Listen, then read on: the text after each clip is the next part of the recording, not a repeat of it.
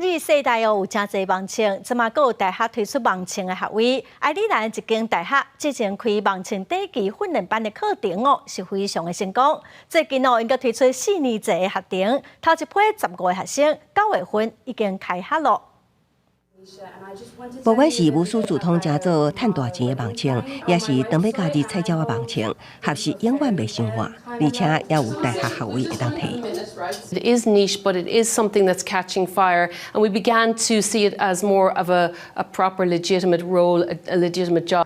爱尔兰的东南科技大学首先开内容创作甲社群媒体4年制学术学位课程，教导想要加做网青的人，安怎将 IG、TikTok 甲 YouTube 平台上的内容转换做收入。They're very insightful about social media, so they're really coming with a lot of knowledge. Some of them are actually working in that space already, and what they want to do is to see how they could do the work they're doing, but have a deeper knowledge of it.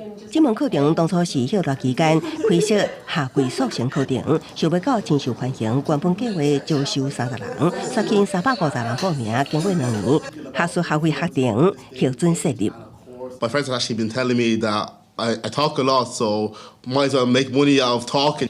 学校表示，即马大约有70%的行销人员相信网青就是行销的未来，政府也在利用网青向民众传达信息，这当是即马开拓市场的方式。公司新闻黄伟玲编译。